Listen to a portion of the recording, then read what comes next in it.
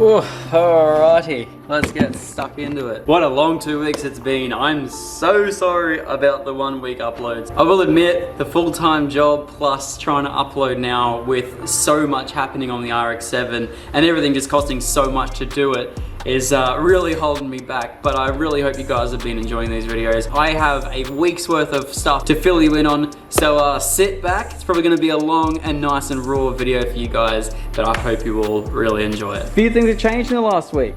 The R33 is getting a new turbo next week, and it's booked in for a tune on the 8th, so you guys are gonna see some mad content about that.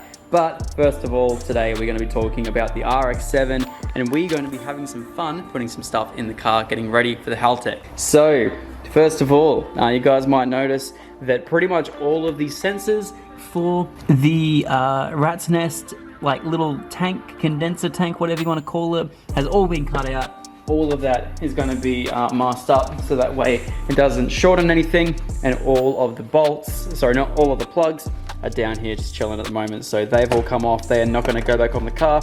Plus, I've also taken out the original ignition coil harness as well as all of the leads as well. So what I'm going to do right now is go through the entire loom and basically just cut out anything that I don't need on the engine side and just try and tidy it up as much as humanly possible. So that way we only have the sensors that we need, and that way we can also, if we need to, splice into those wires for some extra sensors. So that'd be a little bit of fun. So yes, this video is basically going to be getting everything ready to bolt the Haltech into the car and plug it straight in and get it all sorted. There'll probably be 2 more videos in between us actually starting to fire up this car for the first time with the single turbo. But until then, this video is going to be getting everything ready so that way we can plug the Haltech in straight away, and the Vinifab coils are going to be here this week, which means that we're going to be able to turn the car over next weekend, which means I don't know how many videos there's going to be between then and now, but you guys best get ready because it is going to be a banger. When this thing fires up,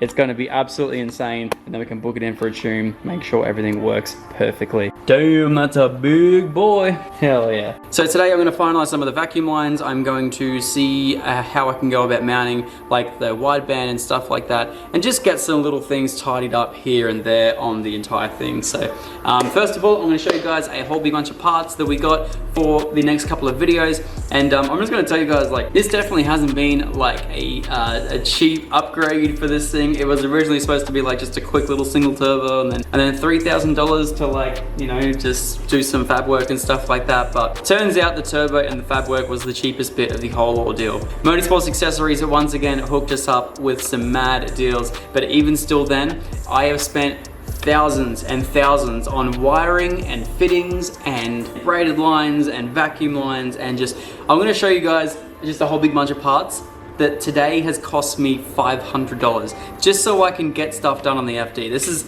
like the things you don't really look at, the things you don't really think about is honestly sometimes takes the most amount of coinage out of your back pocket. So I'll show you guys anyway, and I'll sort of give you guys a little bit more of a detailed run through, and I might even at the end of the video see just how much this whole thing has costed me. It's not going to be fun. First of all, I just want to quickly tell you guys that none of the parts I'm about to show you are sponsored whatsoever, apart from the turbo. The turbo right here was the only part of this car that is sponsored, and we're doing it so we can help out Teo and test his turbos on a rotary. He's never done it before, so it's going to be very interesting. But things like all of these lines right here, all of the fuel lines, things that I don't even tell you that aren't even like big parts, all in itself probably cost just as much as the Haltech. So today we jumped out to Motorsports Accessories. Once again, they hooked us up, and if you guys are chasing fittings or anything in the North Brisbane area, I highly recommend you going down and grabbing some stuff. First of all, we got some P-clamps for the braided fuel line, so that way it's not going to be rubbing up against anything. We got a whole bunch of little vacuum T-pieces. There's another one there. What else we got in our little box of things?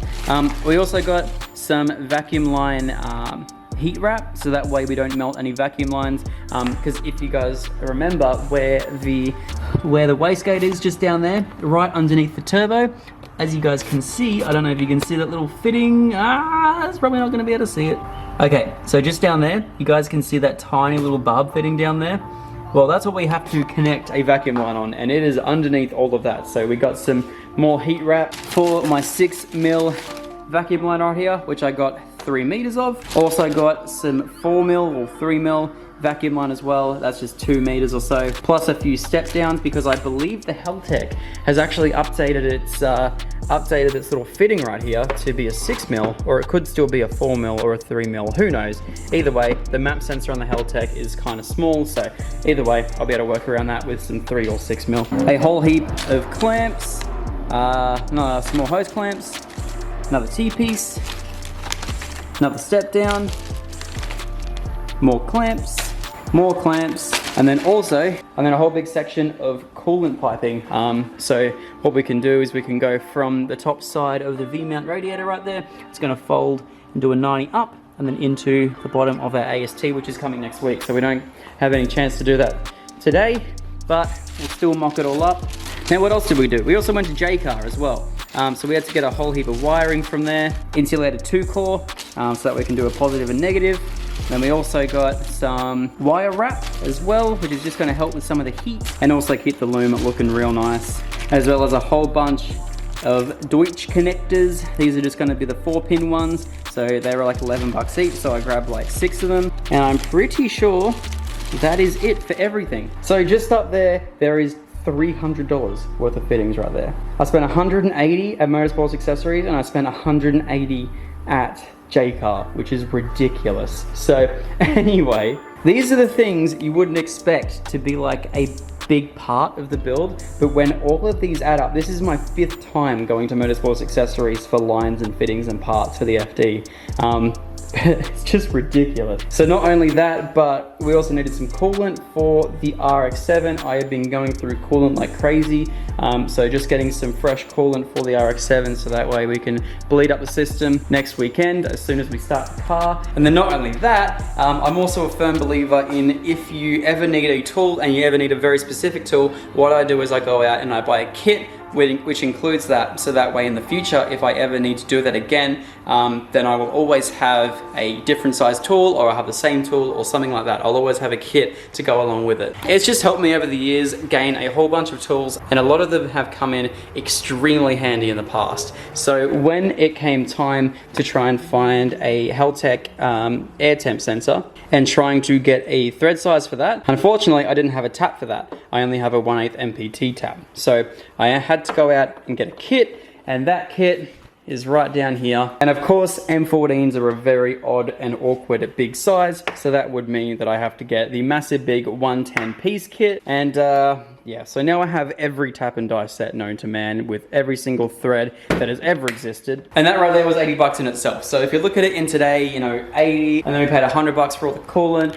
and then, you know, over $350 for all of this, it all adds up very, very quickly. Today I collectively spent $500 on this car, which is a quarter of the Heltec Elite. And then you look at it in a way that collectively today, just for little parts behind the scenes on the cars, that right there is equivalent to the same value as a wideband sensor kit.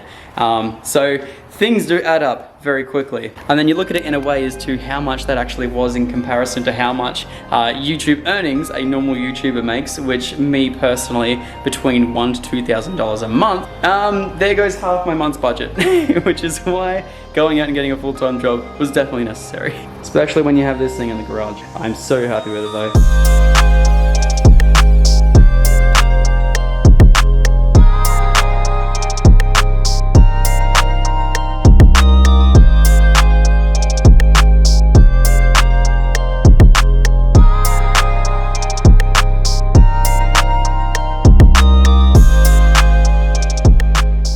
So nothing beats sitting in the engine bay of an FD because you're too small. This is like the smallest car I could have bought, and it's still too big.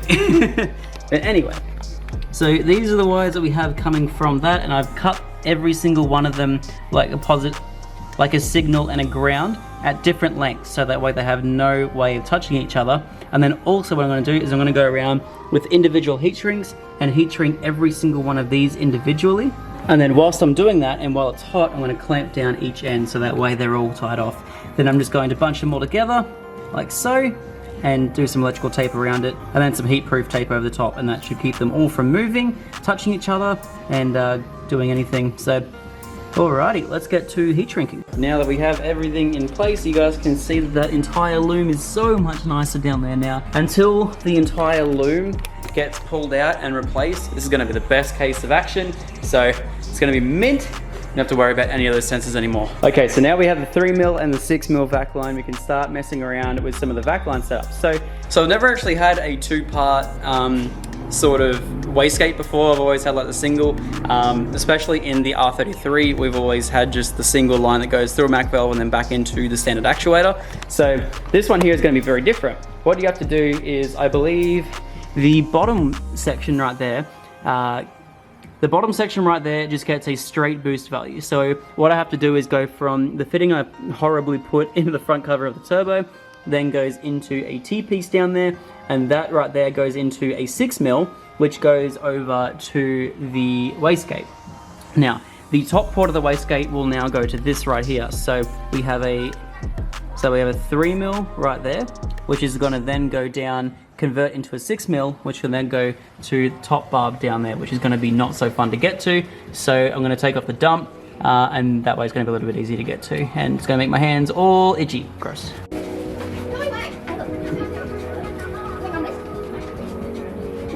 Alright, so this is going to be very interesting to get to. Yeah, I didn't know exactly how I'm supposed to get to that barb down there, but I will eventually. And it looks like it's pressing up real hard against something too, so I don't know what I'm going to do. I'll work it out though. Rightio, so after this, I had no clue how to put this on, I'm not going to lie. It like stretches over, it's friggin' horrible to use. I found out that if you just shimmy it down and use like little bits at a time, it goes down eventually, but it took me about 45 minutes to get that on, but hey, I'm doing it all myself, so I'm not quite sure. That and a lot of water helped. So what we're gonna do right now, I'm gonna flick it around a few times and get all the water out the line, connect it up to the wastegate, and then yeah, run it back around to the front and into the back of the boost tee. Right now, this is not gonna be fun. Let's see how we go.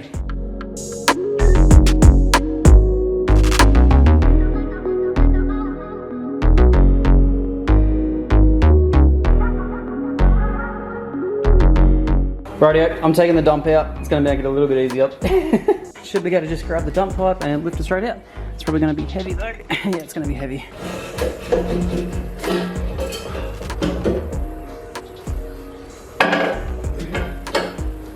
Alrighty. God. This is a thing of beauty. Hell yeah. And just like that, the dump is out. You can get a little bit better of a shot down the guts of it now with the screamer. I mean, plumb back in section. Strap it down real quick. Wow, there you guys go. Now you can see a little bit more of the fabrication work that's been done down here. So it is absolutely beautiful. So you guys can see that little short manifold that goes up into the T3 turbo, back out to this external gate right here, and the plumb back in wastegate there. So, yes, now we're still gonna try and get that little tiny fitting to fit, I guess. It's gonna be not fun, but we will get around to it. So I'm just gonna have a bit of a play around with the vac hose and make something work. All right, so I figured that down here, it's gonna be a little bit too difficult to try and route that vacuum line right there. So what I'm gonna do is, in fact, I'm going to route it up just a little bit and twist the top so that way we can shoot it sort of straight up through here, and that way we can try and route it beside, you know, somewhere like the exhaust housing or something like that. It's gonna get very hot, but I am gonna have an exhaust housing or a turbo blanket as well, so should keep down some of the heat, but I'm just gonna quickly loosen that collar, twist this top bit around a few times, that way we can not have such a harsh kink between that and the manifold there, and have the vacuum line sitting on the manifold. So, man, what a beautiful setup though.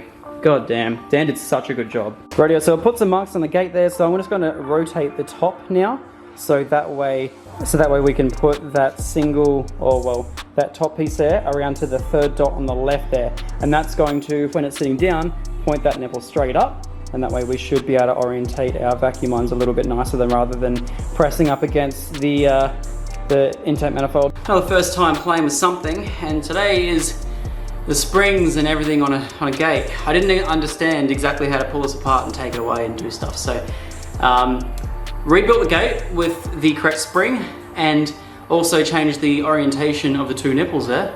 So now I'll show you guys what it looks like in the car. Oh, there we go. So you guys can see now that one of them orientates up. It's going to clear the manifold, and the other one orientates down to the side there, which is perfect. So now we can bolt that back in place, connect all the vacuum lines, dump back in, and then we've got all the vacuum lines on the wastegate. Really nice up in here at the moment. So now in terms of the wastegate plumbing, that's what it looks like down there at the moment. I've put little clamps on there so I won't have to worry about ever having to get around that dump pipe ever again, hopefully. So now what I'm going to do is I'm going to utilize this little piece right here, because obviously you guys can see if I just let it hang around, it's gonna eventually sometimes or sometime in the future I'll touch exhaust housing. So what I'm going to do is I'm going to route it up nice and high and run it sort of up here and over the top and sort of out of the way of everything else. So I have a P-clamp. I'm just going to run that in this little hole in the side of the factory manifold there. That rubber's probably going to melt over time, but the metal should be completely fine. So we're just going to run it and see how it goes. With all the heat shielding, it might actually last. So anyway, we're just going to mount it in there, and that way you're just going to keep it up nice and high and out of the way of the exhaust pipe.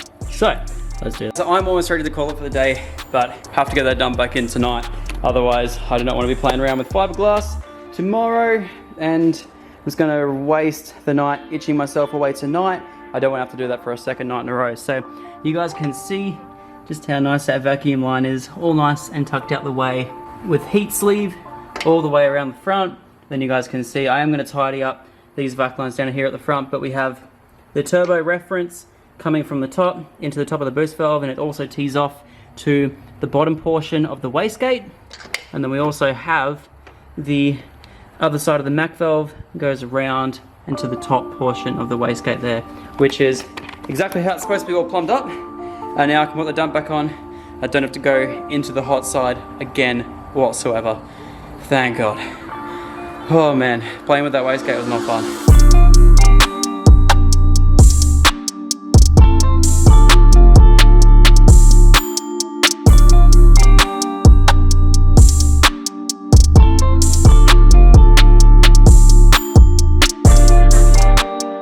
Alright guys, so that is going to conclude today's episode.